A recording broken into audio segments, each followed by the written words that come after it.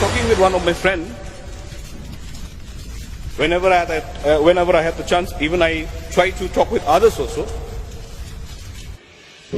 Lots of jobs is there, lots of offices, lots of, lots of people who are working in the state are there.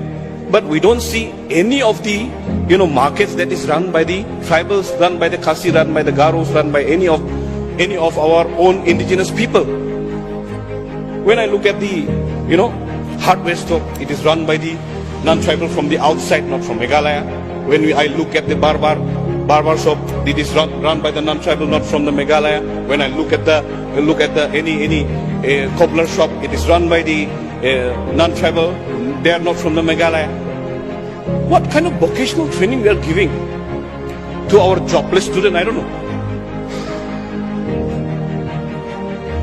What I feel is that even our state, the people of Meghalaya is clamoring for our own people to be there as a machinery, as a skill level. Now, whenever I want to hire any laborers or any machineries, I have to look very hardly, and I hardly get one. And even they are not from the locals, they are from outside. Now, if we don't produce a skill labor, a skill machinery, a master craftsman from our own state, then again we're inviting the influx. This would have been one of the system where we could have checked the influx. But sincerity in approach seems to be neglected. This is what I feel. Now, I would love to request the government, while giving the vocational training, we have to see where we can give the placement. We still have lots of places where we can give the placement. Why give a placement in the other states like Bangalore, Mumbai, where our students work as a helper? We could have kept them as a helper in our own state. We don't train them to be a helper only. We should train them to be an entrepreneurship. Why can't we give the loan to our students who have got the vocational training in such a manner, like in marketing, maybe an entrepreneurship, so that our own people can have the, hardware store. Our own people will have a barber shop. Our own people will have a cobbler. And our own people will be a master craftsman. Our own people will be the machineries. So these are the gaps that we have to look into. And in the budget session, and in the budget presence, I have not seen these things. Only the vocational training is there. Only the entrepreneurship program is there.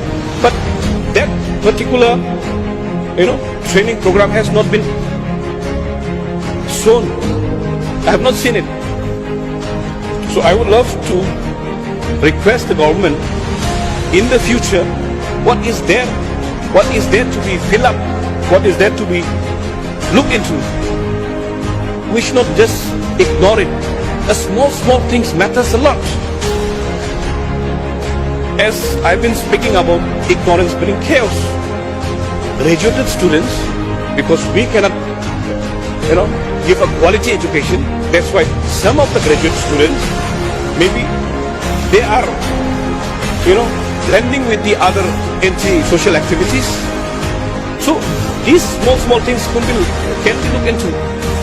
Since this is just a cut motion, Mr. Speaker, sir, I don't want to lengthen my speeches with unnecessary oratory, but I would love to request this government that this in the future make some program, keep some program, so that our not only the unemployed, not only the uneducated, not only the dropout students, even the graduate who are not getting the quality education will be able to at least look into their future and say that at least I will be also the workforce engine for this Meghalaya and for the economy as a whole.